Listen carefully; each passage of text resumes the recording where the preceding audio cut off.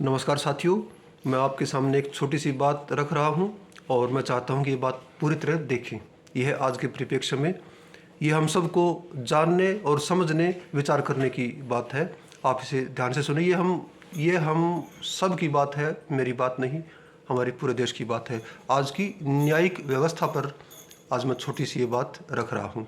बहुत ही पुराने समय की बात है, ये किसी और की बात है जो मैं आपके सामने अब रख रहा हूँ। बहुत ही पुराने समय की बात है। राजा अपनी प्रजा के लिए रात दिन को भेष बदलकर उनका प्रजा में घूमता और ये विचार करता कि मुझ में क्या कमी है, मेरी बात पूरी तरह से सुनी नहीं जा रही, या क्या कमी रह गई है मेरे राजकार्य चलाने में।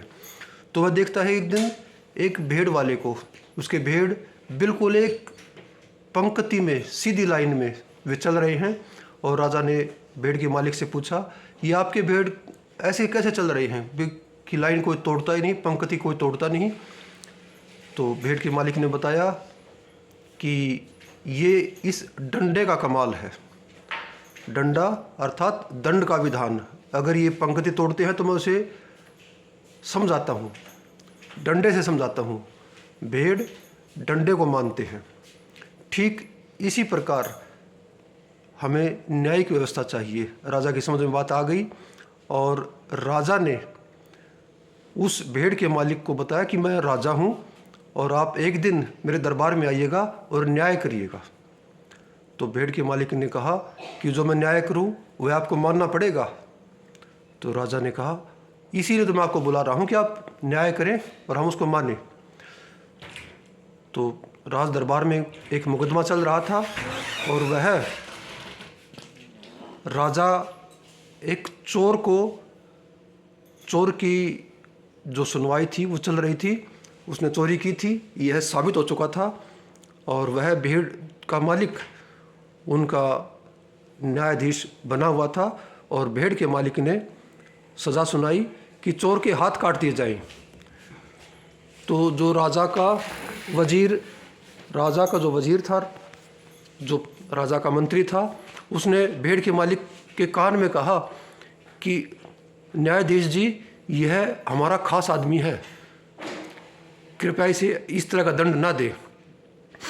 तो भेड़ के मालिक ने फिर जोर से कहा कि चोर के दोनों हाथ काट दिए जाएं। तो वह मंत्री, वह वजीर, उसने फिर भेड़ के मालिक से कहा कि ये हमारा आदमी है, इसे दंड न दिया जाए। तो भेड़ के मालिक ने फिर दोबारा से जल्लादों को कहा कि इसके दोनों हाथ काट दिए जाएं, चोर के दोनों हाथ काट दिए जाएं। तो वजीर ने खड़ा होकर कहा, हुजूर ये हमारा आदमी है। तो अब तीसरी बार आवाज़ में तलखी लाते हुए न्यायाधीश बना हुआ जो भेड़ का मालिक था, उसने कहा, चोर के दोनों हाथ काट दे और वजीर की ज़ुबान काट दे।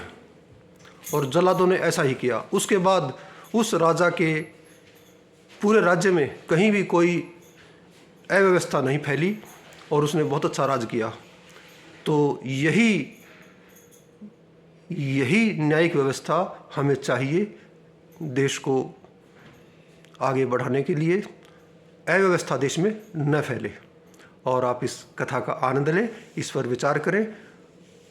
जय हिंद।